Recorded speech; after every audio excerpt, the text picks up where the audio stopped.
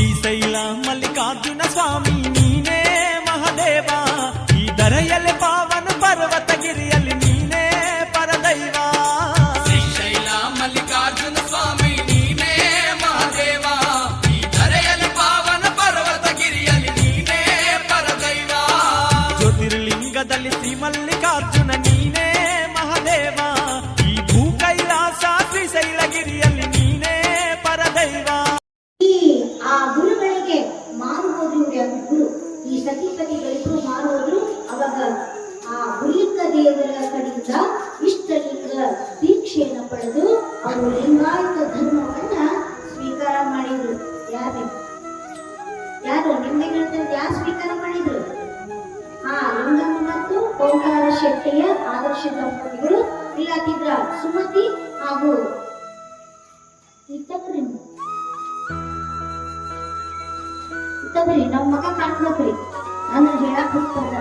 ಅದಕ್ಕ ಅಲ್ಲಿ ಆದರ್ಶ ದಂಪತಿಗಳು ಗುರುಲಿಂಗ ದೇವರ ಕಡೆಯಿಂದ ಇಷ್ಟಲಿಂಗ ದೀಕ್ಷೆನ ಪಡೆದು ಅವರು ಲಿಂಗಾಯತ ಧರ್ಮವನ್ನ ಸ್ವೀಕಾರ ಮಾಡಿದರು.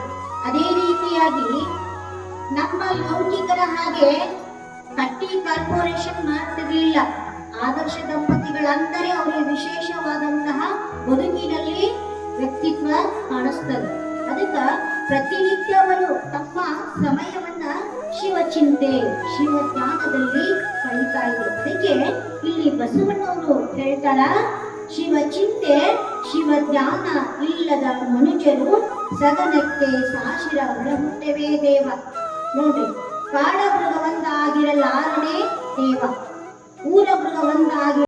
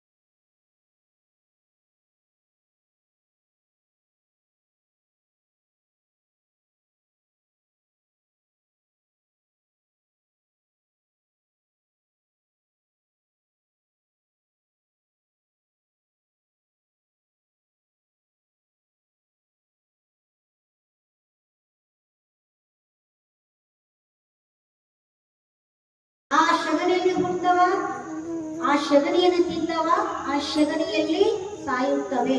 ಹೌದಿಲ್ರಿ? ಶಗಣಿಯನ್ನ ನಾಳೆಗೆ ಪ್ರಾಯೋಗಿಕವಾಗಿ ನೋಡ್ರಿ. ಆ ಶಗಣಿಯಾಗ ಏನಿರ್ತಾವ್ರಿ ನೋಡಿರೇನ? ನಾನು ನೋಡಿದೀವಿ. ಅದಕ್ಕ ಆ ಶಗಣಿಯಲ್ಲಿ ಏನಾಗ್ತಾವ್ರಿ, ಮರ್ದಿನ ಹುಳ ಆಗ್ತಾವ. ಹುಳ ಆಗ್ತಾವು, ಅದರಲ್ಲಿ ಉತ್ಪತ್ತಿ ಆಗ್ತಾವ್ರಿ. ಶಗಣಿಯಲ್ಲಿ ಉತ್ಪತ್ತಿ ಆಗ್ತಾವ, ಆ ಶಗಣಿಯನ್ನ ತಿಂತವ, ಶಗಣಿಯಲ್ಲಿ ಇರ್ತವ, ಶಗಣಿಯಲ್ಲಿ ಸಾಯ್ತವ. ಅದಕ್ಕೆ ಇಲ್ಲಿ ಬಸವಣ್ಣವರು ಹೇಳಿದ್ರಂದ್ರೆ, ಶಿವಚಿಂತೆ ಶಿವಜ್ಞಾನ ಇಲ್ಲದ ಮನುಜರು ಸಗನಕ್ಕೆ ಸಾಶಿರಮಣ ಹುಟ್ಟವೇ ದೇವ. ನಮ್ಗೆ ಯಾಕೆ ಮಾಹಿತಿ ಕೊಟ್ರಿ ಬಸವಣ್ಣವರು? ಶಗಣಿಯನ್ನು ಹುಳ ಇವೆಲ್ಲ ಸಂಸಾರಿಗಳನ್ನು ಕೊಟ್ರಿ. ನಾನಲ್ಲ, ಮತ್ತು ನಮ್ಗೇನು ನಂಗಿಲ್ಲ. ಬಸವಣ್ಣವರ ವಚನ ಸಾಹಿತ್ಯದ ಸಿದ್ಧಾಂತವನ್ನ ಕುರಿತು ನಾನಿಲ್ಲಿ ಹೇಳ್ತಾ ಇದ್ದೇನೆ. ಅದಕ್ಕ ಈ ಸಂಸಾರಿಗಳು ಸಂಸಾರದಲ್ಲಿ ಹುಟ್ಟಿ ಸಂಸಾರದಲ್ಲಿ ಇದ್ದು ಸಂಸಾರದಿಂದ ಹೋಗ್ತಾರಲ್ಲ, ಅದಕ್ಕೆ ಅವ್ರಿಗೆ ಅವ್ರು ಯಾವುದು ಕಾಡಮೃಗ ಅಂತ. ಕಾಡಮೃಗ ಅಂದ್ರೆ ಕಾಡಿನಲ್ಲಿ ಪ್ರಾಣಿಗಳಿರ್ತಾವ, ಅವ್ರು ಕಾರಣ ಇರ್ತಾವ, ನಾವೇನಿರ್ತೇವೆ ಊರಾಗಿರ್ತಾವಿಲ್ಲ. ಆ ಪ್ರಾಣಿಗಳಿಗೆ ನಾವು ಮನುಷ್ಯ ಎಂಬ ಪ್ರಾಣಿಗಳಿಗೆ ಏನ್ ವ್ಯತ್ಯಾಸಿದೆ? ಇಲ್ಲ. ಅದಕ್ಕೆ ಇಲ್ಲಿ ಹೇಳ್ತಾರ, ನಮ್ಮ ಕೂಡಲ ಸಂಗಣ ಶರಣರಿಲ್ಲದ ಊರು. ಅದಕ್ಕ ಊರು ದೇಶ ವನವಾಸ ಕಾಣಿರಲ್ಲ. ನೋಡಿ, ಯಾವ ಊರಲ್ಲಿ ಯಾವ ದೇಶದಲ್ಲಿ ಆಗಲಿ, ಯಾವ ಊರಲ್ಲಿ ಆಗಲಿ, ಯಾವುದೇ ಗ್ರಾಮದಲ್ಲಿ ಆಗಲಿ, ಯಾರೇ ಮನೆಯಲ್ಲಿ ಆಗಲಿ, ಯಾರ ಮನೆಯಲ್ಲಿ ಶಿವಚಿಂತೆ ಶಿವಜ್ಞಾನ ಇರುವುದಿಲ್ಲ, ಅವರು ಕೇವಲ ಆ ಶಗಣಿಯಲ್ಲಿ ಹುಟ್ಟಿದಂತಹ ಆ ಹುಡುಗಿ ಸಮಾನ ಅನ್ನುವಂತಹ ವಿಚಾರವನ್ನ ಇಲ್ಲಿ ಯಾರು ಹೇಳಿದ್ರಿ? ಬಸವಣ್ಣವ್ರು ಹೇಳಿದ್ರು. ಅದಕ್ಕೆ ನಾವು ಏನಾಗ್ಬೇಕ್ರಿ? ಶರಣರಾಗಬೇಕು. ಸಗಣಿ ಹುಳ ಆಗಬಾರ್ದು ಅನ್ನೋದನ್ನ ಇಲ್ಲಿ ನಾವು ತಿಳ್ಕೋಬೇಕು. ಅದಕ್ಕ ಒಂದು ಇನ್ನೊಂದ್ ಕಡೆ ಹೇಳ್ತಾರ, ಯಾರು ಮರಿವಾಳ ಮಾಚಿನಿಯವರು ಕೂಡ ಹೇಳ್ತಾರೆ ಏನಂತ, ವಾಯು ಗುಣವ ಸರ್ಪ ಬಲ್ಲದು, ಮೊದಲ ಗುಣವ ಇರುವೆ ಬಲ್ಲದು, ಗೋತ್ರದ ಗುಣವ ಕಾಗೆ ಬಲ್ಲದು, ಬೇಳೆಯ ಗುಣವ ಕೋಳಿ ಬಲ್ಲದು, ಮಾನವನಾಗಿ ಹುಟ್ಟಿದ್ದ ಬಳಿಕ ಶಿವಜ್ಞಾನ ನರಿಯದಿದ್ದಡೆ ಆ ಕಾಗೆ ಕೋಳಿಗಳಿಗಿಂತ ಕಷ್ಟ ಕಾಣ ಕಲಿದೇವರ ದೇವ. ನೋಡಿ, ಇದು ಒಂದು ವಚನವನ್ನ ನಮ್ಮ ಜೀವನದಲ್ಲಿ ಅಳಿಸ್ಕೊಂಡ್ರೆ ಸಾಕ್ರಿ, ನಮ್ಮ ಬದುಕು ಸಾರ್ಥಕ ಅನ್ನುವಂತಹ ವಿಚಾರವನ್ನ ಇಲ್ಲಿ ತಿಳ್ಕೋಬೇಕು. ವಾಯುಗುಣವ ಸರ್ಪ ಬಲ್ಲದು. ಸರ್ಪ ಅಂದ್ರೆ ಏನ್ರಿ? ಮಿತ್ತಿಲ್ಲ. ಹಾವು ಅಂತಾರಿಲ್ಲ, ಹಾವುಗಳು ನೋಡ್ರಿ ಈಗ ಬಂದು ಉಂಡಿ ಚಲುವಾಗ್ಯಾವ್ರಿ, ಈಗ ಚಲುವಾಗ್ಯಾವ ಉಂಡಿ. ಒಳ್ಳೆ ಗ್ರಾಮದಲ್ಲಿ ಮನೆ ಉಂಡಿ ಮಸ್ತ್ ಉಂಡಿ ಬಂದವು, ಆದ್ರೂ ಜಾಸ್ತಿ ಬಂದಿಲ್ಲ. ಅದಕ್ಕೆ ಮತ್ತೆ ತಿನ್ನಂಗಿಲ್ಲ, ನಿಮಗೆ ಕೊಡಕ್ ಬಂದಿಲ್ಲ. ಅದಕ್ಕೆ ನಾ ಏನ್ ಹೇಳ್ತೀವಿ, ನಾಗರ ಪಂಚಮಿ ಉಂಡಿ ತಯಾರಾದ್ಮೇಲೆ ಏನ್ ಮಾಡ್ತಾರೆ? ನಾಗವನ್ಗೆ ಹಾಲು ಹಾಕ್ತಾರೆ ಇಲ್ಲ, ನಾಗಪ್ಪನ ಹಾಲು ಹಾಕ್ತಾರಿಲ್ಲ. ಅದಕ್ಕೆ ಇಲ್ಲಿ ನಾಗಪ್ಪನ ಹಾಲು ಕುಡಿತಾನೆ, ಹಾವು ಹಾಲು ಕುಡಿತದ ಇಲ್ಲ, ಸಾಧ್ಯವೇ ಇಲ್ಲ. ಸುಮ್ಮನೆ ಇದು ಬರ್ತದ, ವಿಷಯ ಬಂದಾಗ ಹೇಳ್ತೀನಿ, ಬಹಳ ತಗೊಳ್ಳೋದಿಲ್ಲ, ಸಮಯ ಸಿಗೋದೇ ಇಲ್ಲ. ನಾವು ಒಂದು ಏನ್ ಹೇಳ್ಬೇಕು ಆಗಂಗಿಲ್ಲ. ಅದಕ್ಕ ವಾಯು ಗುಣವ ಸರ್ಪವಲ್ಲದು. ವಾಯು ಹಾವಂದ್ರ ಅದು ಏನು ತಿನ್ನಂಗಿಲ್ರಿ, ಹಾಲು ಕುಡಿಯಂಗಿಲ್ಲ, ಅದೇ ಏನು ತಿನ್ನಂಗಿಲ್ಲ. ಆ ಗಾಳಿಯ ಮುಖ ಪಂಚಭೂತ ಗಾಳಿಯ ಮೂಲಕವಾಗಿ ಅದು ವಾಯು ಗಾಳಿನ ತಗೊಳ್ತದ, ಗಾಳಿ ಮೂಲಕವಾಗಿ ಹಾವು ಬದುಕ್ತದ ಅನ್ನೋದನ್ನ ಇಲ್ಲಿ ನಾವು ತಿಳ್ಕೋಬೇಕು. ವಾಯು ಗುಣವ ಸರ್ಪಬಲ್ಲದು. ಆದ್ರೆ ವಿಶಿಷ್ಟವಾದಂತಹ ಗುಣ ಯಾರಿಗೈತ್ರಿ? ಹಾವ್ರಿ. ಅದು ಹಾಲಿಟ್ಟು ಕುಡಿಯಾಕ ಹೋಗುದಿಲ್ಲ. ಕೆಲವು ದಿನದಲ್ಲಿ ಇದಾಗಿತ್ತು, ಪ್ರಚಾರ ಆಗಿತ್ತು, ಹಾಲಿಟ್ಟಿವಿ, ಹಾವು ಹಾಲು ಕುಡಿದು ಎಲ್ಲ ಕ್ರಾಂತಿಗಳು, ಮೂಢನಂಬಿಕೆಗಳು ಅಂತವ್ಯಾವು ಕೂಡ ನಾವು ನಂಬಬಾರದು. ಹಾವು ಯಾವತ್ತೂ ಹಾಲು ಕುಡಿಯುವುದಿಲ್ಲ. ಅದಕ್ಕೆ ಆ ಹಾವು ಯಾವ ರೀತಿಯಾಗಿ ಹೋಗ್ತದಂದ್ರ ಗಾಳಿಯ ಮೂಲಕವಾಗಿ, ಗಾಳಿಯ ಸೇವನೆಯೇ ಅದರ ಆಹಾರ ಅನ್ನುವಂಥದ್ದನ್ನ ಇಲ್ಲಿ ನಾವು ತಿಳ್ಕೋಬೇಕು. ಮೊದಲ ಗುಣವ ಇರುವೆ ಬಲ್ಲದು. ಮೊದಲಂದ್ರೆ ಏನ್ರಿ? ಸಿಗಲ್ವಾ? ನೀವು ಉಂಡಿ ಮಾಡಿಡ್ರಿ, ಎಷ್ಟೆಷ್ಟು ಉಂಡಿ ಮಾಡಿದ್ರೆ ಗೊತ್ತಿಲ್ಲ, ಅವತ್ತು ಉಂಡಿ ಮಾಡಿಡ್ರಿ. ಅಥವಾ ಒಟ್ಟ ಸಿಹಿ ಪದಾರ್ಥಗಳು ಎಲ್ಲಿದ್ರು ಬಿಡಂಗಿಲ್ರಿ ಇರಿವಿ. ನೀವೆಲ್ಲಿದ್ರು ಕೂಡ ಇರಿವಿ ಬಿಡಂಗಿಲ್ಲ. ಅದು ಏನ್ ಮಾಡ್ತದ್ರಿ? ಎಲ್ಲಿದ್ರು ಕೂಡ ಇರಿವಿ ಬಂದೇ ಬಿಡ್ತಾವ. ಅದಕ್ಕ ಮೊದಲ ಗುಣವ ಇರುವೆ ಬಲ್ಲದು. ನೋಡ್ರಿ, ಆ ಇರುವೆಗೆ ಗ್ರಹಣ ಶಕ್ತಿ, ವಿಶಿಷ್ಟವಾದಂತಹ ಗುಣ ಯಾವ್ದಂದ್ರೆ ಗ್ರಹಿಸುವುದು.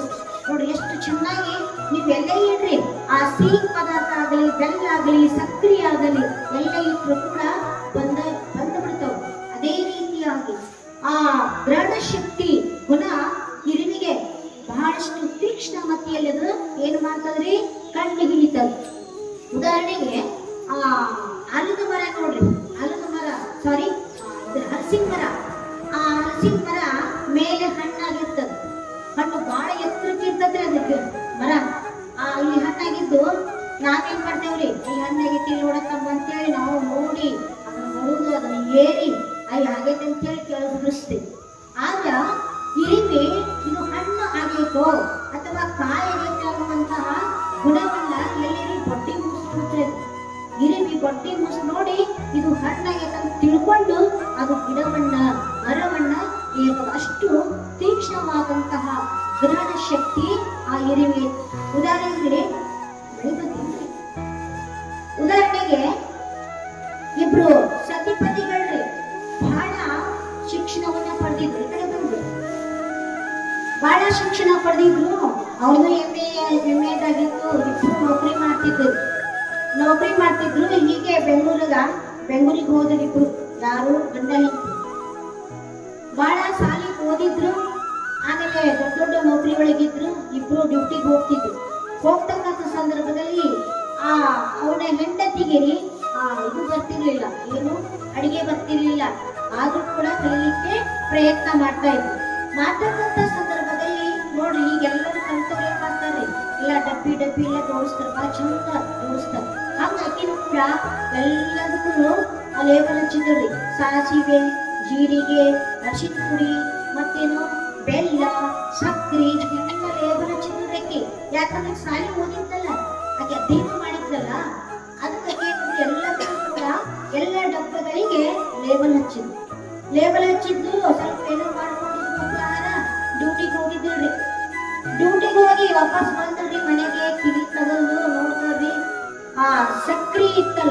ಡಬ್ಬದಲ್ಲಿ ಎಲ್ಲ ಇರಿವೆಗಳು ತುಂಬಿಕೊಂಡಿದ್ದು. ಅದೆಲ್ಲ ಆಗಿಲ್ಲ ತುಂಬಿದ್ದು.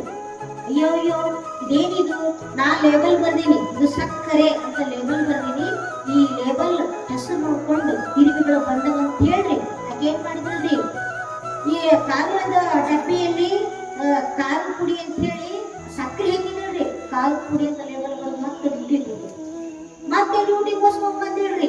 ಬಂದಾಗ ಮತ್ತೆ ಬಂದಿಡ್ರಿ, ಮತ್ತೇನಾಗಿದ್ರಿ, ಖಾರದ ಪುಡಿನ ಅದಕ್ಕೆ ಗೊತ್ತಿಲ್ಲ, ಸಕ್ಕರೆ ಗೊತ್ತಿಲ್ಲ. ಆದ್ರ ಆ ಇರಿವೆಗೆ ಎಷ್ಟು ಮನುಷ್ಯರಕ್ಕಿಂತ ಬಹಳ ಚಾಣಾಕ್ಷತೆಯ ಆ ಏನಿದೆ ಗ್ರಹಣ ಶಕ್ತಿ ಆ ಇರಿವಿಗಿದೆ ಅನ್ನುವಂಥದ್ದನ್ನ ಇಲ್ಲಿ ಬಸವಣ್ಣವರು ಹೇಳಿದ್ದಾರೆ. ಆಕೆ ಖಾರದ ಪುಡಿ ಅಂತ ಲೇಬಲ್ ಬಂದು ಬಿಟ್ಟು ಏನ್ರಿ ಬಿಡ್ಲಿಲ್ಲ. ಅದಕ್ಕೆ ಇಲ್ಲಿ ಹೇಳ್ತಾರ, ಮಧುರ ಗುಣವ ಇರಿವೆ ಬಲ್ಲದು, ಗೋತ್ರದ ಗುಣವ ಕಾಗೆ ಬಲ್ಲದು. ನೋಡ್ರಿ, ಕಾಗೆ ಒಂದು ಅಗಳು ಕಂಡರೆ ಕೂಗಿದು ತನ್ನ ಒಳಗವನ್ನ. ನೋಡ್ರಿ, ಒಂದು ಕಾಗೆ ಏನಾದ್ರೂ ಸ್ವಲ್ಪ ನೀವು ರೊಟ್ಟಿನರ ಹಾಕ್ರಿ, ಅಣ್ಣನರ ಹಾಕ್ರಿ, ಏಡರ ಹಾಕ್ರಿ, ಅದು ಒಂದೇ ತಿನ್ನೋದಿಲ್ಲ, ಮಟ ತಿನ್ನಲದು. ಅದು ಪಕ್ಷಿಗಳಿಗೆ ಅಪ್ಪ ಅದು ಕಾಗೆ ಏನ್ ಮಾಡ್ತದ, ಎಲ್ಲಾ ಕಾಗೆಗಳನ್ನ ಕರಿದು ತಿಂತದ. ಅದಕ್ಕ ಸಾಮೂಹಿಕ ದಾಸೋಹ ಪಕ್ಷಿ ಅನ್ನುವಂಥದ್ದನ್ನು ಕೂಡ ನಾವು ಹೇಳ್ಬೋದು. ಅದೇ ರೀತಿಯಾಗಿ ನೋಡ್ರಿ, ಅಷ್ಟು ಒಳ್ಳೆ ಗುಣದ ಒಂದನ್ನ ಇದು ಒಳ್ಳೆ ಎಲ್ಲಾ ಪಕ್ಷಿಗಳಲ್ಲಿ ಒಂದೊಂದು ವಿಶೇಷವಾದಂತಹ ಗುಣಗಳು ಇವೆ ಎನ್ನುವುದನ್ನ ಇಲ್ಲಿ ನಾವು ತಿಳ್ಕೋಬೇಕು.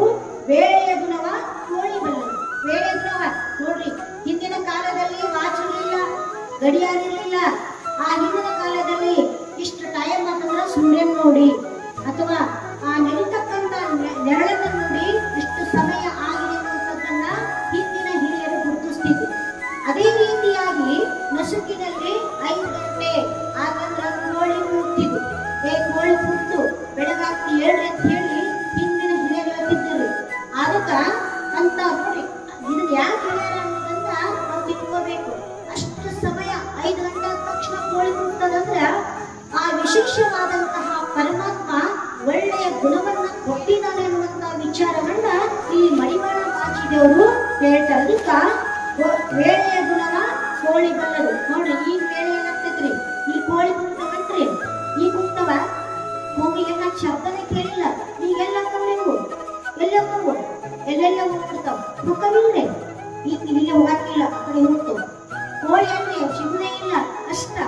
ಅವರೆಲ್ಲ ಈಗ ತಿನ್ನಕ್ ಹೋಗ್ತಿದ್ದಾರೆ, ಎಲ್ಲಿ ಕೋಳಿ ಸಿಗ್ಬೇಕ್ರಿ, ಸಾಧ್ಯವೇ ಇಲ್ಲ. ಇವತ್ತು 21ನೇ ಶತಮಾನದ ಕೋಳಿ ಯಾವ್ದ್ರಿ? ದಿನ ನಿಮ್ಮ ಹತ್ರ ಇರ್ತೈತಿ ಕೋಳಿ. ಮೊಬೈಲ್ ಅಲಾರಾಮ್ ಮಾಡೋದು, ಅದ ರಿಂಗ್ ಹಾಕಂದ್ರೆ ಹೇಳುದು. ಹೀಗೆ ಅಂತ ವಿಶೇಷವಾದಂತಹ ಗುಣಗಳು ಆ ಪ್ರಾಣಿ ಪಕ್ಷಿಗಳಲ್ಲಿ ಇಲ್ಲವನ್ನುವಂತಹ ವಿಚಾರವನ್ನ ಇಲ್ಲಿ ಮಡಿವಾಳ ಮಾಚಿದೇವರು ಹೇಳಿದ್ರು. ಅದೇ ರೀತಿಯಾಗಿ ಮಾನವನಾಗಿ ಹುಟ್ಟಿದ್ದ ಬಳಿಕ ನೋಡಿ ನಮ್ಮ ಗುಣ ಯಾವುದು ಹೇಳಬೇಕಲ್ಲ. ಎಲ್ಲರಿಗೂ ಪಕ್ಷಿ ಆಗ್ಲಿ, ಆ ಕಾಗಿ ಆಗ್ಲಿ, ಕೋಳಿ ಆಗ್ಲಿ, ಹಾವಾಗ್ಲಿ, ಇರಿವೆ ಆಗ್ಲಿ ಅಂತ ಗುಣಗಳದ ಅಂತ ಹೇಳಿದ್ರು.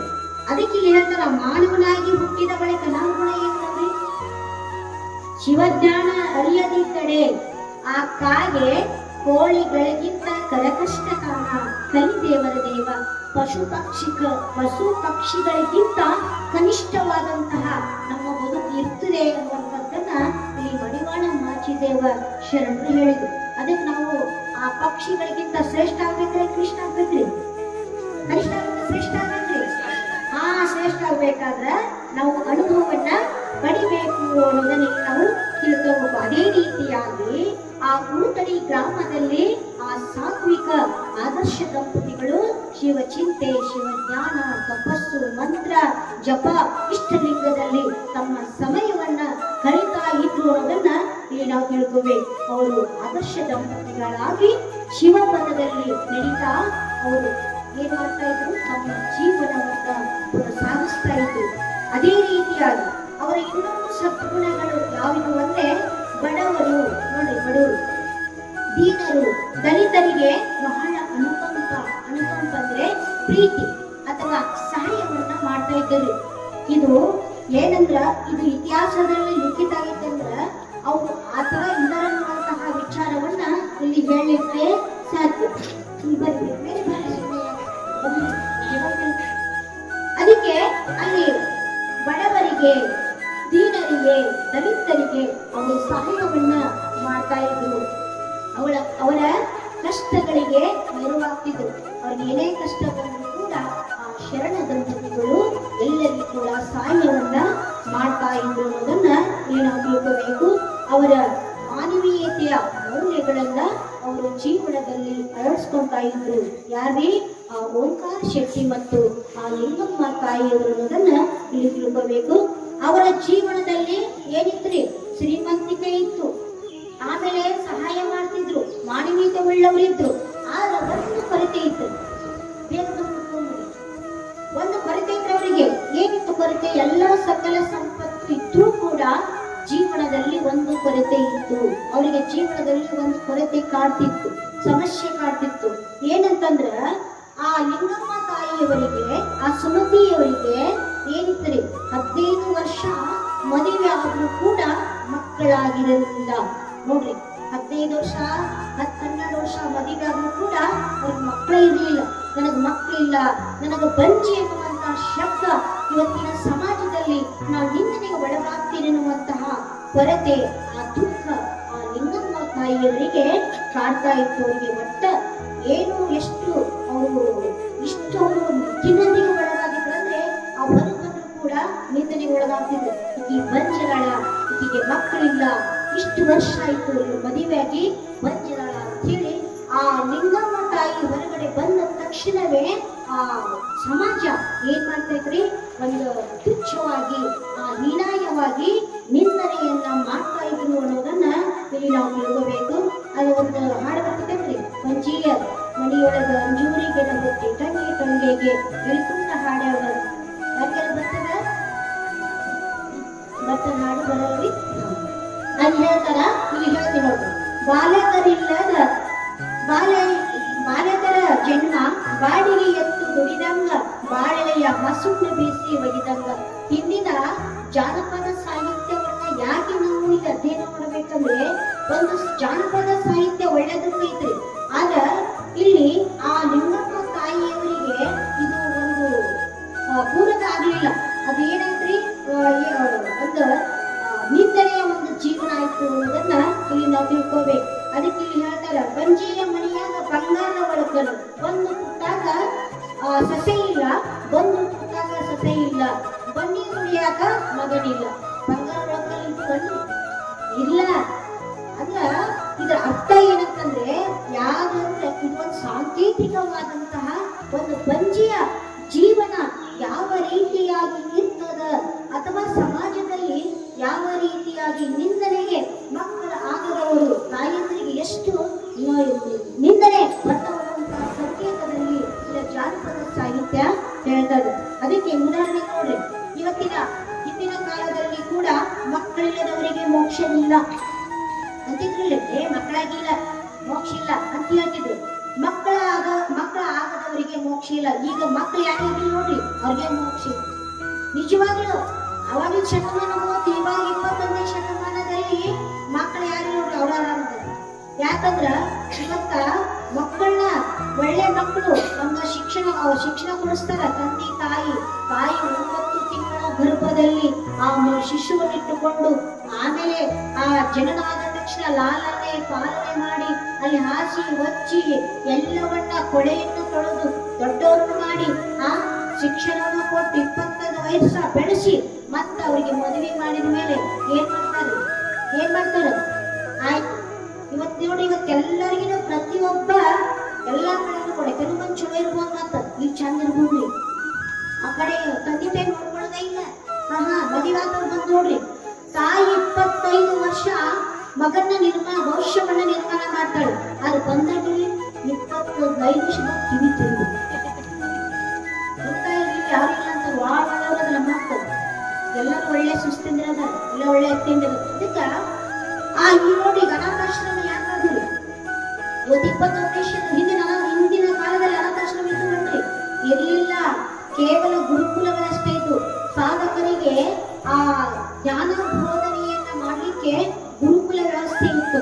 ಆದ್ರೆ ಅನಾಥಾಶ್ರಮ ವೃದ್ಧಾಶ್ರಮಗಳು ಕಡಿಮೆ ಇತ್ತು. ವೃದ್ಧಾಶ್ರಮ ಯಾಕಾದ್ರಿ ದೊಡ್ಡ ಅಮೆರಿಕಕ್ಕೆ ಹೋಗ್ತಾರ, ವಿದೇಶಕ್ಕೆ ಹೋಗ್ತಾರ, ದೊಡ್ಡ ಪೈಲಟ್ ಆಗ್ತಾನ, ಇಂಜಿನಿಯರ್ ಆಗ್ತಾನ, ಡಾಕ್ಟರ್ ಆಗ್ತಾನ, ದೊಡ್ಡ 1 ಲಕ್ಷ ಪಗಾರ ಜನ ಪಾಪ ನನ್ನ ಮಕ್ಕಳು ಸಾಲಿ ಕಲೀರಿ ನನ್ ಚೆನ್ನಾಗಿ ನೋಡ್ಕೊಳ್ಳಿ ಅಂತ ಹೇಳಿ ತಂದೆ ತಾಯಿ ಬಹಳಷ್ಟು ಎಲ್ಲ ಕಷ್ಟಪಟ್ಟು ಒಬ್ಬೊಬ್ರು ಕೂಲಿ ಕೆಲಸ ಮಾಡಿ ಮಕ್ಕಳಿಗೆ ಶಿಕ್ಷಣವನ್ನ ಕೊಡ್ತಾರೆ. ಆದ್ರೆ ಆ ಮಕ್ಕಳು ಅದನ್ನೇನು ಅರಿವನ್ನ ಇಟ್ಕೊಳ್ಳೋದಿಲ್ಲ.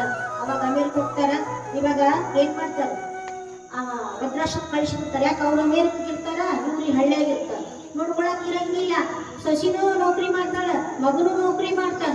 ಅಂತ ಪರಿಸ್ಥಿತಿಯಲ್ಲಿ ತಂದೆ ತಾಯಿ ಏನ್ ಮಾಡ್ತಾರೆ, ವೃದ್ಧಾಶ್ರಮಕ್ಕೆ ಹೋಗ್ತಾರೆ.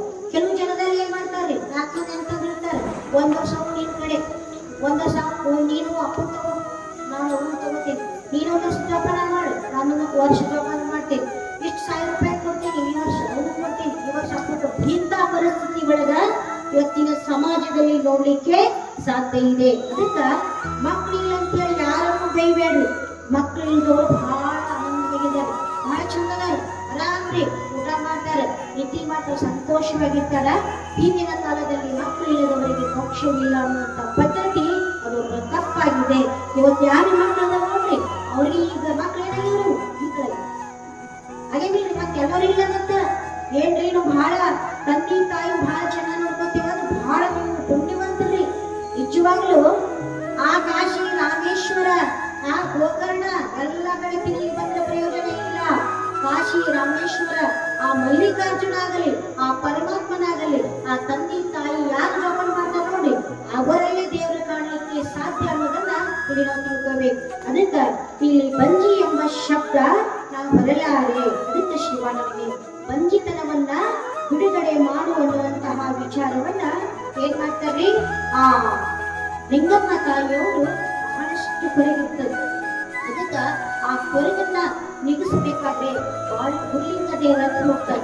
ಏನ್ ಮಾಡ್ಬೇಕ್ರಿ ಗುರುಗಳೇ, ಎಲ್ಲ ಆ ಪರಮಾತ್ಮ ಎಲ್ಲ ಕೊಟ್ಟಿದ್ದಾರೆ, ಆದ್ರೆ ನನ್ಗ ಮಕ್ಕಳಿಲ್ಲ, ನನ್ಗೆ ಬಂಜಿ ಅಂತಾರ ಅಂತೇಳಿ ಬಹಳ ನೊಂದುಕೊಂಡು ಆ ಗುರುಲಿಂಗ ದೇವರ ಮಠಕ್ಕೆ ಹೋಗ್ತಾರೆ. ಮಠಕ್ಕೆ ಹೋದಾಗ ಇಲ್ಲ, ಆ ಶಿವನ ಅನುಗ್ರಹದಿಂದ ನಿನಗೆ ಮುಂದೆ ಫಲ ದೊರಕುತ್ತದೆ, ಏನು ಚಿಂತೆ ಮಾಡಬೇಡ ತಾಯಿ ಅಂತ ಹೇಳಿ ಆ ಉಡುತೊಡಿಯಲ್ಲಿ ಗುರುಲಿಂಗ ದೇವರು ಏನ್ ಮಾಡ್ತಾರ, ಆ ತಾಯಿಗೆ ಸಮಾಧಾನ ಮಾಡಿ ಪ್ರಸಾದವನ್ನ ಅನುಗ್ರಹಿಸ್ತಾರೆ.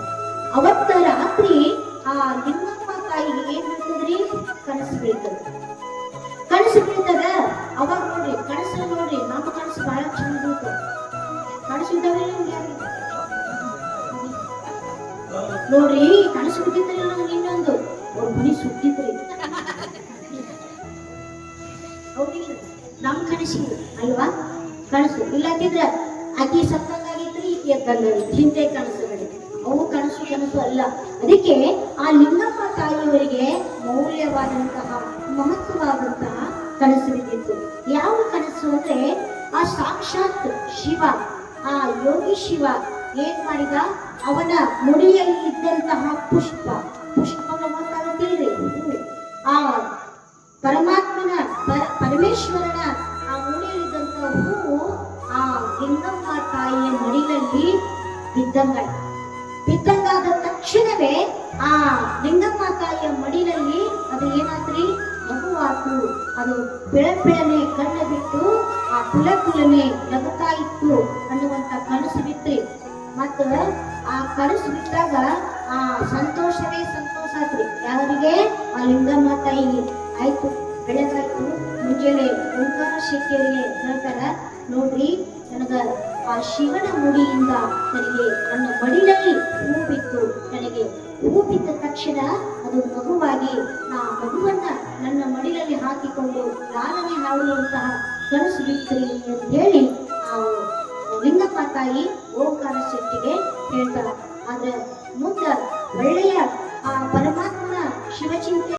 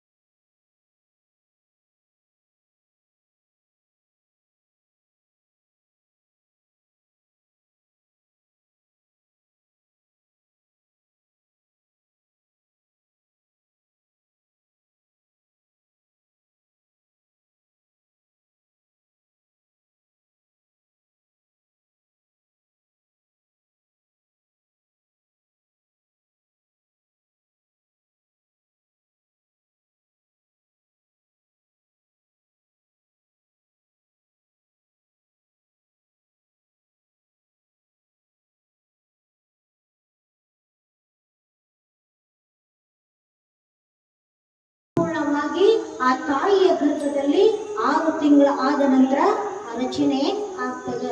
6 ತಿಂಗಳಾಯ್ತು. ಮತ್ ನೋಡ್ರಿ, ಹಿಂಗಾದ ತಕ್ಷಣ ಹೆಣ್ಮಕ್ಳಿಗೆ ಬಯಕೆಗಳಾಗ್ತಾವಿಲ್ಲ, ಆಕ್ಕವಿಲ್ಲ. ನಿಮಗ್ ಗೊತ್ತದ, ನಮಗ್ ಗೊತ್ತಿಲ್ಲ, ನಿಮಗ್ ಗೊತ್ತು. ಯಾರ್ಯಾರು ಗೊತ್ತೈತಿ, ಯಾರ್ಯಾರು ನೋಡ್ರಿ, ಎಲ್ಲರೂ ತಾಯಿಗಳಿರಿ, ಎಲ್ಲರೂ ಮಕ್ಕಳು ಮೊಮ್ಮಕ್ಕಳು ಹಿರಿಯ ಮೊಮ್ಮಕ್ಕಳು. ಹಾ, ಅದಗ ಆ ತಾಯಿಗೆ ನೋಡ್ರಿ 9 ಮಾಸ ತುಂಬಿದ ಮೇಲೆ ಬಯಕೆಗಳು ಪ್ರಾರಂಭ ಆಗ್ತವೆ. ನೋಡಿ, ಬಯಕೆಗಳು ನಿಮ್ಮ ಬಯಕೆಗಳಿರ್ತವೆ ಹೇಳ. ನಾವು ಕೇಳಿದ್ದೇವೆ, ಕೆಲವು ಮಂದಿ ಏನ್ ಮಾಡ್ತಾರೆ, ಬಯಕೆಗಳು ಏನ್ ತಿನ್ನಂಗಾಗೈತಿ ಅಕ್ಕ ಅಂತಾರೆ. ನನಗೆ ತಿನ್ನಬೇಕು ಈಗೆಲ್ಲ ಇದ್ದಿಲ್ಲ, ಇದಿಲ್ಲ ಅಂದ್ರೆ ಕಟಿಂಗ್ ಇರ್ತಾವಲ್ಲ, ಒಬ್ಬೊಬ್ಬರು ಇಡ್ಲಿ ತಿಂತಾರೆ, ಒಬ್ಬೊಬ್ಬರು ಬಡಿ ತಿಂತಾರೆ, ಒಬ್ಬೊಬ್ಬರು ಹಿಂಗ ಏನದು ಕಾಳು ಮಾಡ್ಕೊಂಡು ಏನ್ ಮಾಡ್ತಾರೆ, ಅದ್ರ ಮಣ್ಣು ಇರ್ತದಲ್ಲ, ಮಣ್ಣು ತಿಂತಾರೆ. ಅದೇ ರೀತಿಯಾಗಿ ಮತ್ತೆ ಕೆಲವೊಂದು ವಿಭೂತಿ ತಿಂತಾರೆ, ವಿಭೂತಿ ಹಿಂಗ್ ತಿಂತಾರೆ. ಹಿಂಗ ಒಬ್ಬೊಬ್ಬರ ತಾಯಿಯ ಬಯಕೆಗಳು ಇರ್ತವ. ಅದೇ ರೀತಿಯಾಗಿ 9 ಮಾಸ ತುಂಬಿದ ಮೇಲೆ ಆ ಲಿಂಗಮ್ಮ ತಾಯಿಯವರ ಬಯಕೆಗಳು ಯಾವ ರೀತಿಯಾಗಿರ್ತಾವಂದ್ರ, ಅವರು ಲಿಂಗ ಪೂಜೆ ಮತ್ತ ಅದು ತಿನ್ಬೇಕು ತಿನ್ಬೇಕು.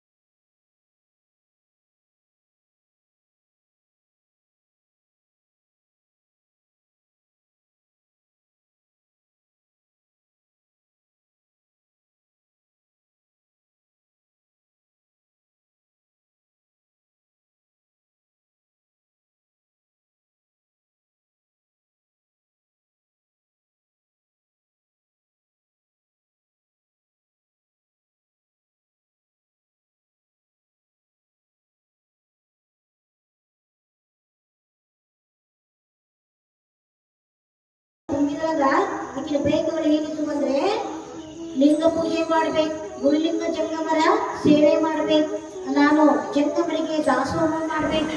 ಇಂತಹ ಉತ್ತಮವಾದಂತಹ ಬಯಕೆಗಳು, ಪೂಜೆ ಮಾಡ್ಬೇಕು, ಧ್ಯಾನ ಮಾಡ್ಬೇಕು. ಇಂತಹ ಅಧ್ಯಾತ್ಮದ ಸಂಕೇತಯುತವಾದಂತಹ ಆ ಪರಿಸರದಲ್ಲಿ ಬೆಳೆದಂತಹ ಬದುಕನ್ನ ಸಾಗಿಸಿದಂತಹ ಆ ಲಿಂಗಮ್ಮ ತಾಯಿಯರ ಬಯಕೆಗಳು ಹೇಗಿದ್ದು.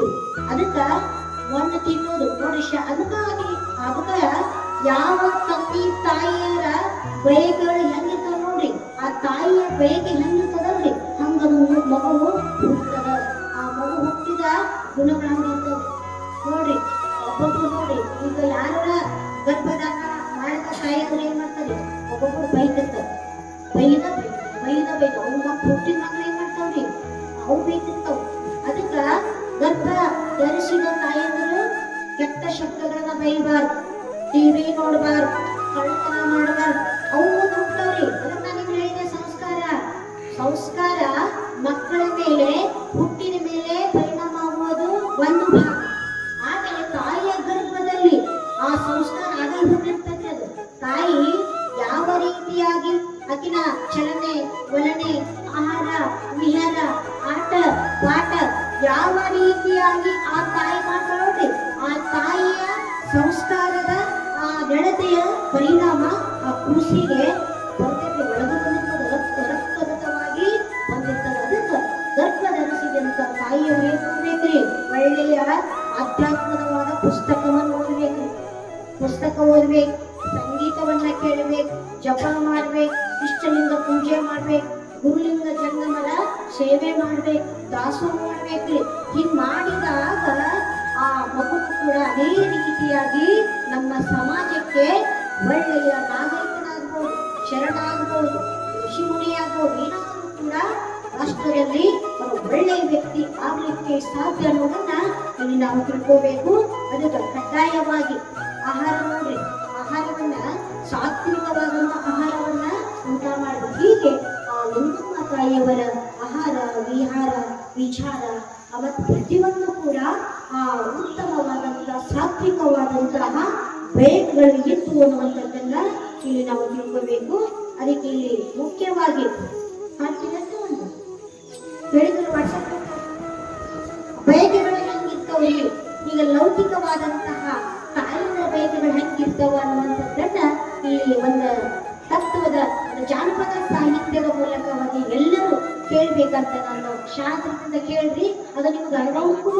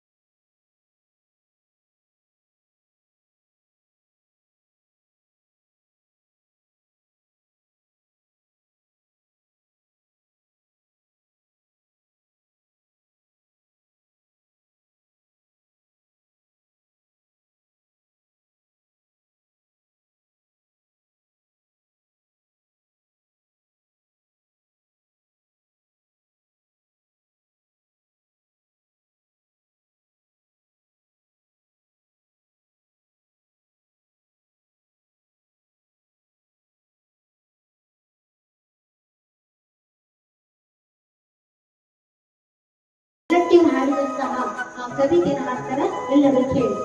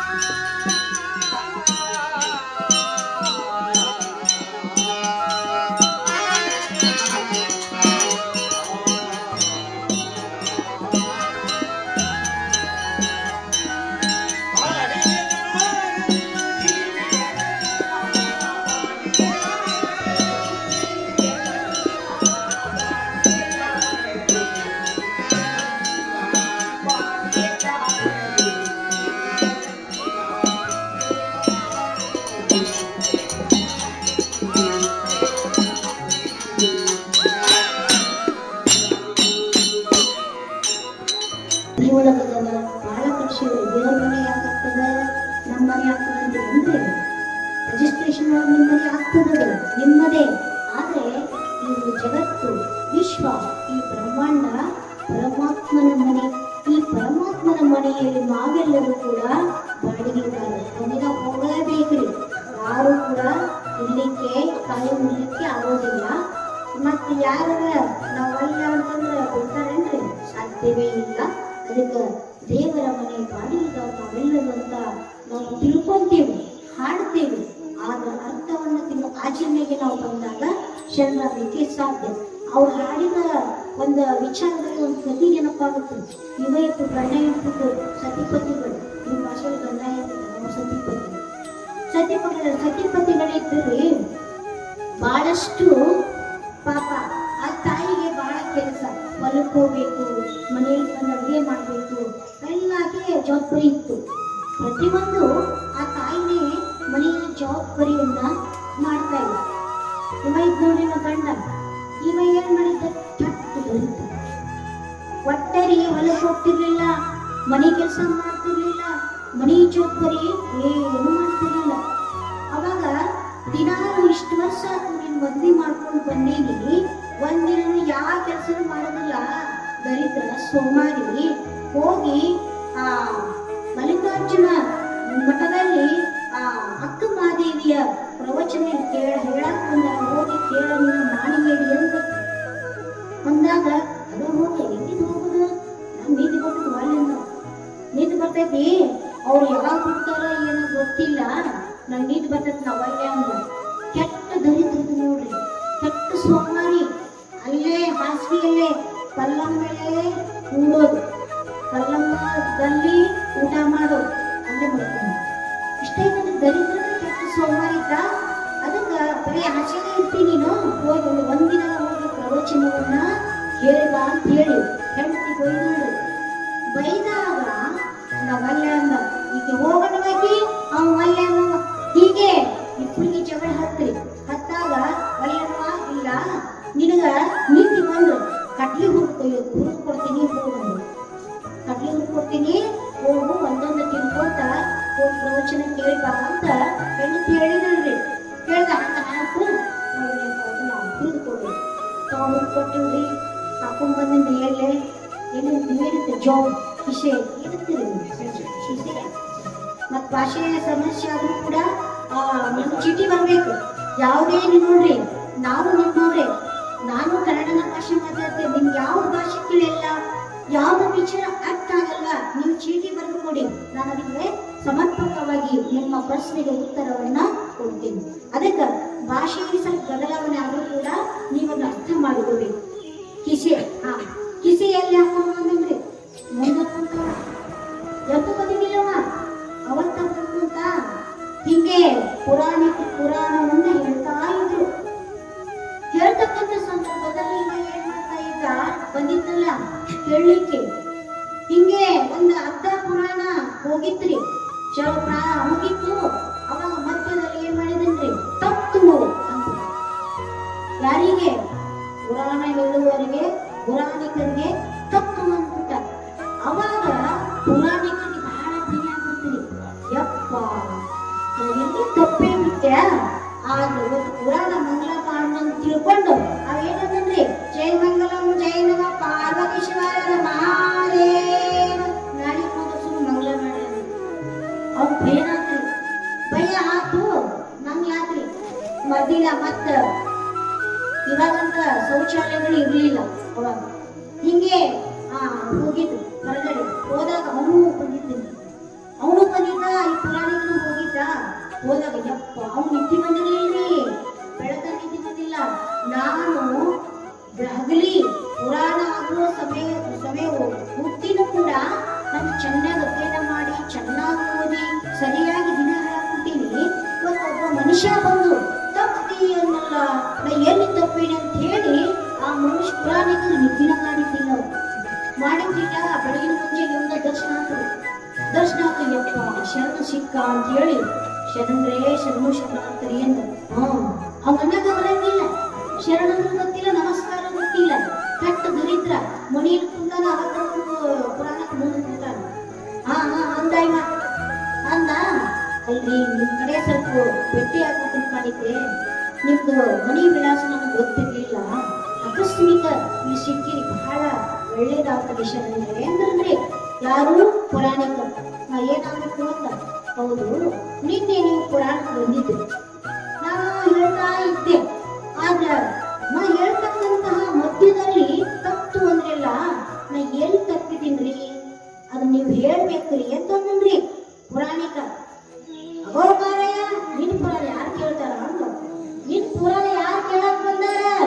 ನಾ ಪುರಾಣ ಕೇಳಕ್ ಬಂದೇ ಇಲ್ಲ,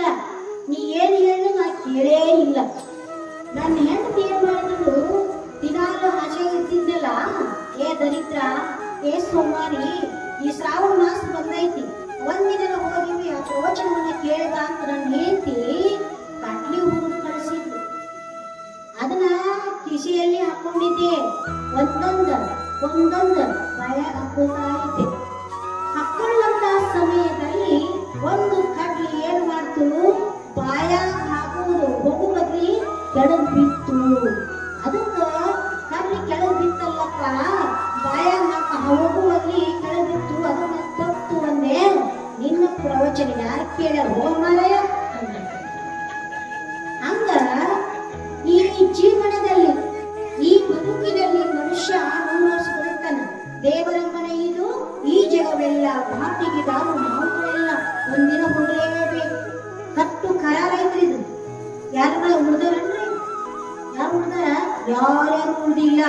ಒಂದು ದಿನ ಆ ವಿಶ್ಲೇಷಣೆಯನ್ನ ಮಾಡ್ತೀನಿ, ಸಂದರ್ಭ ಬಂದಾಗ ಮಾತ್ರ ಆ ವಿಷಯವನ್ನ ತಗೋತೀರಿ. ಅದಕ್ಕ ನಾವೆಲ್ಲರೂ ಕೂಡ ಬಾಡಿಗೆದಾರಿದ್ದೇವೆ. ಅದಕ್ಕೆ ನಾವೇನ್ ಮಾಡ್ಬೇಕ್ರಿ, ನಮ್ಮ ಆತ್ಮ ಸ್ವರೂಪವನ್ನ ನಾವು ತಿಳ್ಕೊಂಡಾಗ ನಾವು ಮುಕ್ತಿ ಪಥಕ್ಕೆ ಬರ್ತೇವೆ. ಅದಕ್ಕೆ ಬಸವ ಹೇಳ್ತಾರ, ನೆರೆ ಕೆನ್ನೆಗೆ ತೆರೆಗೆಲ್ಲೆಗೆ ಶರೀರ ಹುಡುಗು ಹೋಗದ ಮುನ್ನ ಕಲ್ಲು ಹೋಗಿ ಬೆನ್ನು ಬಾಗಿ ಅಣ್ಣನಿಗೆ ಹಂಗಾಗದ ಮುನ್ನ ಕಾಲ ಮೇಲೆ ಕೋಲು ಹಿಡಿಯದ ಮುನ್ನ ಮುಪ್ಪಿಂದ ಒಕ್ಕ ಒಳಿದ ಮುನ್ನ ಮೃತ್ಯು ಮುಟ್ಟದ ಮುನ್ನ ಪೂಜಿಸು ನಮ್ಮ ಕೂಡಲ ಸಂಗಮ ದೇವನ. ಅದಕ್ಕೆ ಆಯುಷ್ಯ ಯಾರು ಶಾಶ್ವತವಲ್ಲ. ಒಂದು ದಿನ ನಮ್ಮ ಮರಣ ಇದೆ. ಆ ಮರಣ ಬರುವ ಪೂರ್ವದಲ್ಲಿ ಆ ಪರಮಾತ್ಮನ ಧ್ಯಾನವನ್ನ ಮಾಡಬೇಕು. ಅದಕ್ಕೆ ನಾವೆಲ್ಲರೂ ಕೂಡ ಈ ಪರಮಾತ್ಮನ, ಈ ಬ್ರಹ್ಮಾಂಡದ, ಈ ಜಗತ್ತಿನ ಮಹಾಮನೆಯ ಎಲ್ಲರೂ ಮನುಷ್ಯರು ಕೂಡ ಬಾಡಿಗೆದಾರನಂತ ವಿಚಾರವನ್ನ ನಾನು ತಿಳಿಸ್ತೇನೆ. ಮುಂದೆ ವಿಸ್ತಾರವಾಗಿ ಹೇಳ್ತೀನಿ ಸಂದರ್ಭದಲ್ಲಿ. ಅದಕ್ಕೆ ನಾವೇನ್ ಮಾಡ್ಬೇಕ್ರಿ, ಅಂತಹ ಶರಣ ದಂಪತಿಗಳು, ಆದರ್ಶ ದಂಪತಿಗಳು ಏನಾದ್ರು ಆ ಲಿಂಗಮ್ಮ ತಾಯಿಯವರಿಗೆ 8 ತಿಂಗಳಾಯಿತು. 8 ತಿಂಗಳಾದಾಗ ಎಲ್ಲರೂ ಕೂಡ ಸಂಭ್ರಮದಿಂದ ಶ್ರೀಮಂತ ಕಾರ್ಯ ಮಾಡ್ತಾರೆ. ಎಲ್ಲ ಶ್ರೀಮಂತಗಳೇ ಬೈಕಿ ಬುತ್ತಿಗೆಲ್ಲ ಲೋಕವಿಯಲ್ಲಿ ಮಾಡ್ತಾರಲ್ಲ, ಹಾಗೆ ಅದೇ ರೀತಿಯಾಗಿ ಆ ತಾಯಿಗೂ ಕೂಡ ಮಾಡಿರುವಂತ ವಿಚಾರ ಈ ಪ್ರವಚನದಲ್ಲಿ ಬರ್ತದೆ. ಅದಕ್ಕ 8 ತಿಂಗಳ ನೋಡಿ, 8 ತಿಂಗಳ ಸಂಪೂರ್ಣವಾಗಿ ಆ ಮಗುವಿನ ರಚನೆ ಆಗ್ತದೆ. 6 ತಿಂಗಳ ಆದಾಗ ತಾಯಿಯ ಗರ್ಭದಲ್ಲಿ ರಚನೆ ಆಗ್ತದ. ಆ ರಚನೆ ಆದಂತಹ ದೇಹ ಸಂಪೂರ್ಣವಾಗಿ 8 ತಿಂಗಳ ಬೆಳೆದಿರ್ತದೆ. 8 ತಿಂಗಳ ಆದ ಮೇಲೆ ಆ ಲಿಂಗಾಯತ ಧರ್ಮದಲ್ಲಿ ಆಗಲಿ ಅಥವಾ ಆಯಾ ಧರ್ಮದ ಒಂದು ಸಂಸ್ಕಾರವನ್ನ ಅಲ್ಲಿ ಕೊಡ್ತಾರೆ. ಯಾರೇ ಗರ್ಭವನ್ನು ಧರಿಸಿದ್ರೆ ಗರ್ಭಲಿಂಗ ಧಾರಣವನ್ನ ಮಾಡಬೇಕು. ಗರ್ಭಲಿಂಗ ಧಾರಣ ಅಂದ್ರೆ ಆ ತಾಯಿಯ ಜೊತೆಯಲ್ಲಿ ಇಷ್ಟಲಿಂಗ ಪೂಜೆಯನ್ನು ಮಾಡಿ ಮತ್ತು ಆ ಗರ್ಭಕ್ಕೂ ಕೂಡ ನಾವು ಲಿಂಗ ಧಾರಣ ಸಂಸ್ಕಾರವನ್ನ ಕೊಟ್ಟಾಗ ಅಲ್ಲಿ ಏನಾಗ್ತದ, ಆ ಮಗುವಿಗೆ ಏನಾಗ್ತದ ಪರಿಣಾಮ ಆಗ್ತದ ಅನ್ನುವಂಥದ್ದನ್ನ ಇಲ್ಲಿ ತಿಳ್ಕೋಬೇಕು. ಕೇವಲ ಪುರಾಣ ಕೇಳೋದಲ್ರಿ, ಪ್ರವಚನ ಕೇಳೋದಲ್ಲ, ನಮ್ಮ ಧರ್ಮದ ತತ್ವದ ಸಿದ್ಧಾಂತವನ್ನ ನಮ್ಮ ಜೀವನದಲ್ಲಿ ಅಳವಡಿಸ್ಕೋಬೇಕು ಅನ್ನೋದು ಬಹಳ ಮುಖ್ಯ ಐತಿ. ಕೆಲವರು ಈಗ ನೋಡ್ರಿ ಎಲ್ಲರೂ ಅದು ಮದುವೆ ಆಗ್ತದ, ಆಮೇಲೆ ಶ್ರೀಮಂತ ಕಾರ್ಯ ಮಾಡ್ತಾರ, ಆಯ್ತು ಹೋಗ್ತಾರೆ ಬರ್ತಾರ. ಅದೆಲ್ಲ ಪ್ರತಿಯೊಂದು ನಮ್ಮ ಧರ್ಮದ ಶಿಷ್ಟಾಚಾರಗಳನ್ನ ನಾವು ಅಳವಡಿಸ್ಕೊತಾ ಹೋದ್ರೆ ಆ ಸಾತ್ವಿಕವಾದಂತಹ ಸಂಸ್ಕಾರವುಳ್ಳಂತ ಮಗು ಏನಾಗ್ತದ, ಜನನ ಆಗ್ತದ ಅನ್ನುವಂಥದ್ದನ್ನ ನಾವು ತಿಳ್ಕೋಬೇಕು. ಹೀಗೆ ಎಲ್ಲ ಶ್ರೀಮಂತ ಕಾರ್ಯವನ್ನ ಮಾಡ್ತಾರೆ. ಅವೆಲ್ಲ ನಿಮ್ಗೆಲ್ಲ ನೋಡಿ, ಅವ್ರು ಯಾರು ಇದ್ರೆ ಹಾಡ್ತಿದ್ರು, ಎಷ್ಟು ಚೆನ್ನಾಗಿ ತವ್ರ ಮನೆಗೆ ಇದಕ್ಕೆ ಹೋಗೋದು, ಡೆಲಿವರಿ ಹೋಗ್ತಾರಲ್ಲ, ಅವಾಗ ಬೈಕಿಗಳು ತವ್ರ ಮನೆ ದಾರಿ ಕಾಯ್ತಿರ್ತಾರೆ. ಆಮೇಲೆ ಇಷ್ಟ ಹಂಗ್ ಮಾಡ್ಬೇಕು ಹಿಂಗ್ ಮಾಡ್ಬೇಕಂತ ತಾಯಿಯಂದ್ರಿಗೆ ಬಹಳಷ್ಟು ಬಯಕೆಗಳಿರ್ತಾವ. ಅದಕ್ಕೆ ಇಂಥವೆಲ್ಲ ಲಿಂಗಮ್ಮ ತಾಯಿಯವರಿಗೂ ಕೂಡ ಬಯಕೆಗಳು ಇದ್ದು ಅನ್ನೋದನ್ನ ಇಲ್ಲಿ ತಿಳಿಸ್ತಾ ಅವರು ಹೀಗೆ 8ನೇ ತಿಂಗಳಿಗೆ ಗರ್ಭಲಿಂಗ ಧಾರಣ ಆಗ್ತದೆ. ಪುಲ್ಲಿಂಗ ದೇವರುಗಳಿಂದ ಮುಂದೆ 9 ತಿಂಗಳ ತುಂಬಿದ ಬಳಿಕ ಅಲ್ಲಿ ನೋಡಿ ತವ್ರ ಮನೆಗೆ ಹೋಗಿ ಅಲ್ಲಿ ಎಲ್ಲಿ ಹೋಗ್ತಾರೆ, ಅಲ್ಲಿ ಹೆರಿಗೆಗೆ ಹೋಗ್ತಾರೆ. ಅಲ್ಲಿ ಮುಖ್ಯವಾಗಿ ಅಲ್ಲಿ ದವಣದ ಹುಣ್ಣಿಮೆ, ಚೈತ್ರ ಪೂರ್ಣಿಮೆಯಿಂದ ಅಲ್ಲಿ ಅವತ್ತು ಆ ದಿನ ದವಣದ ಹುಣ್ಣಿಮೆ ದಿನ ಅಲ್ಲಿ ಲಿಂಗಮ್ಮ ತಾಯಿಯವರು ಹೆಣ್ಣು ಮಗುವಿಗೆ ಜನನ ಜನ್ಮವನ್ನ ಕೊಡ್ತಾರ ಅನ್ನೋದನ್ನ ಏನಾದ್ರೂ ಒಬ್ಬ ಜೈ ಮಂಗಲಂ ಜೈ ಪಾರ್ವತಿ ಶಿವರ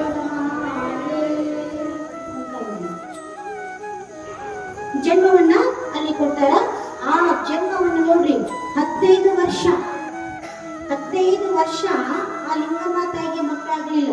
15 ವರ್ಷ ಮಕ್ಕಳು ಆಗುವಂತಹ ಒಂದು ಮಗುವಿಗೆ ಒಂದು ಜನ್ಮವನ್ನ ಆ ತಾಯಿ ಕೊಡ್ತಾಳಂದ್ರ ಆ ಮಗುವನ್ನು ನೋಡ್ತಾಳೆ. ಆ ಹೆಣ್ಣು ಮಗುವಿನ ಕಣ್ಣು ತುಂಬಾ ಆ ಲಿಂಗಮ್ಮ ತಾಯಿ ನೋಡ್ತಾಳೆ. ನೋಡ್ರಿ, ನಮ್ಮ ಕೂಟು ಬೇರೆ, ಆ ಲಿಂಗಮ್ಮ ತಾಯಿಯ ಗರ್ಭದಲ್ಲಿ ಬಂದಂತಹ ಆ ಮಗುವೇ ಬೇರೆ, ಸಾಕ್ಷಾತ್ ಪಾರ್ವತಿಯ ಅವತಾರವೇ ಆ ಅಕ್ಕ ಮಹಾದೇವಿ ಅನ್ನುವಂಥದ್ದನ್ನ ಈಗ ನಾವು ತಿಳ್ಕೋಬೇಕು. ಮುಂದೆ ಅವರು ಜನನ ಆಗ್ತದೆ, ಆಮೇಲೆ ಮುಂದೆ ಎಲ್ಲ ಆ ಅಕ್ಕ ಮಹಾದೇವಿ ಜೀವನ ಚರಿತ್ರೆ ಎಲ್ಲ ಸಂದರ್ಭಗಳು ಬರ್ತವೆ. ಅದಕ್ಕೆ ಇಲ್ಲಿ ಅಕ್ಕ ಮಹಾದೇವಿ ಆ ಮಗುವಿನ ಹೆಣ್ಣು ಮಗುವಿಗೆ ಆ ಲಿಂಗಮ್ಮ ತಾಯಿ ಜನ್ಮವನ್ನ ಕೊಡ್ತಾಳ ಅನ್ನೋದನ್ನ ಇಲ್ಲಿ ನಾವು ತಿಳ್ಕೋಬೇಕು. ಅದಕ್ಕೆ ನಾಳೆ ನೋಡ್ರಿ ಅದೆಲ್ಲ ಜನನ ಆಗ್ತದ, ಜನ್ಮವನ್ನು ಕೊಟ್ಟಾಳ, ಎಲ್ಲ ಊರು ಜನರು ಬರ್ತಾರೆ. ಯಾರನ್ನ ಆ ಮಗುವಿನ ಹೆಣ್ಣು ಮಗು ನೋಡ್ಲಿಕ್ಕೆ ಪ್ರತಿಯೊಬ್ಬ ಎಲ್ಲ ಜನರು ಶರಣರು ಬರ್ತಾರೆ, ನೋಡ್ತಾರೆ, ಆನಂದ ಪಡ್ತಾರೆ. ಎಂತ ದೈವಿಕಳೈತಿ, ಎಂತ ಚಿತ್ರಗಳೈತಿ, ಎಷ್ಟು ಲಕ್ಷಣವಾಗೈತಿ ಅಂತ ಹೇಳಿ ಎಲ್ಲರೂ ಕೂಡ ಆ ಮಗುವನ್ನು ನೋಡಿ ಆನಂದ ಪಡ್ತಾರೆ, ಹರಿಸ್ತಾರ ಅನ್ನುವಂಥದ್ದನ್ನ ಇವತ್ತಿನ ವಿಚಾರದಲ್ಲಿ ಬರ್ತದೆ. ನಾಳೆಗೆ ಆ ಮಗುವಿಗೆ ನಾಮಕರಣ, ನಾಳೆಗೆ ತೊಟ್ಲ ಕಾರ್ಯಕ್ರಮ. ನೋಡಿ ಇನ್ನೊಂದು ವಿಚಾರವನ್ನು ಮತ್ತೆ ನೀವು ಕೂಡ ಎಲ್ಲ ತಾಯಿಯಂದ್ರು ಜನ್ಮವನ್ನ ಕೊಟ್ಟಿದ್ರ ಹಂಗಿಲ್ಲ. ನೋಡ್ರಿ ಇಲ್ಲಿ ತಂದೆ ತಾಯಿ ಊರ್ ಹೆಂಗೈತಿ, ತಾಯಿದು ಕಣ್ಣೆ ಹೆಂಗದು, ಮೂರು ಹೆಂಗೈತಿ, ಬಣ್ಣ ಹೆಂಗೈತಿ ಅಷ್ಟೇ ನಾವು ಹೊಲಿಗೆ ಕೊಡ್ತೀವಿ. ಆದ್ರೆ ಆ ಊರ ಜನರು ಸಾಕ್ಷಾತ್ ಪಾರ್ವತಿಯ ಅವತಾರವೇ ಈ ಹೆಣ್ಣು ಮಗು ಅಂತ ಹೇಳಿ ಬಹಳಷ್ಟು ಸಂಭ್ರಮದಿಂದ ಸಂತೋಷವನ್ನ ಅಲ್ಲಿ ವ್ಯಕ್ತಪಡಿಸಿರುವುದನ್ನ ಇಲ್ಲಿ ತಿಳ್ಕೊಂತೇವೆ. 12ನೇ ಶತಮಾನದ ಆ ಉರುಗಡಿ ಗ್ರಾಮ ನೋಡಿ, ಉರುಗಡಿ ಆಮೇಲೆ ಬಂತ್ರಿ ಈಗ ಮೊದಲನೆಯ ಶಿವಮೊಗ್ಗ ಜಿಲ್ಲೆ ಶಿಕಾರಿಪುರ ತಾಲೂಕು ಉಡುಗಣಿ, ಮೊದಲನೇ ಹೆಸರು ಉಡುಗಣಿ. ಇವಾಗ ಉಡುತಡಿ ಯಾಕೆ ಬಂತ್ರಿ ಅನ್ನೋದನ್ನ ಸಂದರ್ಭ ಬಂದಾಗ ನಾ ಹೇಳ್ತೇವೆ. ಮೊದಲನೇ ಹೆಸರು ಉಡುಗಣಿ. ಉಡುಗಣಿ ಗ್ರಾಮದಲ್ಲಿ ಆ ಹೆಣ್ಣು ಮಗುವಿಗೆ ನಾಮಕರಣವನ್ನ ಮಾಡ್ತಾರೆ. ಆ ವಾಸ್ತವಿಕ ಸಂಕೇತಿಕವಾಗಿ 12ನೇ ಶತಮಾನದಲ್ಲಿ ಆ ಮಗುವಿಗೆ ಯಾವ ರೀತಿಯಾಗಿ ನಾಮಕರಣ ಮಾಡಿದ್ರು ಅದೇ ರೀತಿಯಾಗಿ ನಿಮ್ಮ ಊರಲ್ಲಿನೂ ಕೂಡ ನಾಳೆ ಆ ಮಗುವಿನ ನಾಮಕರಣ ತೊಟ್ಟಿಲ ಕಾರ್ಯಕ್ರಮ ನಡೀತಾ ಇದೆ. ಅದಕ್ಕೆ ಆ ತೊಟ್ಟಿಲ ಕಾರ್ಯಕ್ರಮಕ್ಕೆ ಪ್ರತಿಯೊಬ್ಬ ತಾಯಿಯಂದರು ಎಲ್ಲರೂ ಆ ತೊಟ್ಟಿಲ ಕಾರ್ಯಕ್ರಮಕ್ಕೆ ಏನೇನು ವ್ಯವಸ್ಥೆ ಬೇಕು ಎಲ್ಲ ತಾಯಿಯಂದರು ಬಂದು ಸಡಗರದಿಂದ ಸಂಭ್ರಮದಿಂದ ತಾವೆಲ್ಲರೂ ಆ ನಾಮಕರಣ ತೊಟ್ಟಿಲ ಕಾರ್ಯಕ್ರಮಕ್ಕೆ ಎಲ್ಲರೂ ಭಾಗವಹಿಸಬೇಕಿರುವಂತ ವಿಚಾರವನ್ನು ತಿಳಿಸಿ ಯಾರ್ಯಾರು ನೋಡ್ರಿ ಈ ತಾಯಿನೆಲ್ಲ ಮಾಡ್ತಾರೆ. ಅದಕ್ಕೆ ನಾಳೆ ಆದಷ್ಟು ಬೇಗನೆ ಆ ತೊಟ್ಟಿಲವನ್ನ ಯಾರು ತಾಯಿನ ಜವಾಬ್ದಾರಿ ತಗೊಳ್ತೀರಿ ಬಂದು ಅಲಂಕಾರ ಮಾಡ್ಬೇಕು. ಆಮೇಲೆ ನಮ್ಮ ಪ್ರವಚನ ಹೇಳುವಾಗ ತೊಟ್ಟಿಲನ್ನು ಅಲಂಕಾರ ಮಾಡಬಾರ್ದು, ಆ ಬರುವಾಗ ಅಲಂಕಾರ ಆಗಿರ್ಬೇಕು. ಯಾಕಂದ್ರೆ ಈಗ 1 ತಾಸು ಸಮಯ ಇರ್ತೈತಿ, ಅವಾಗ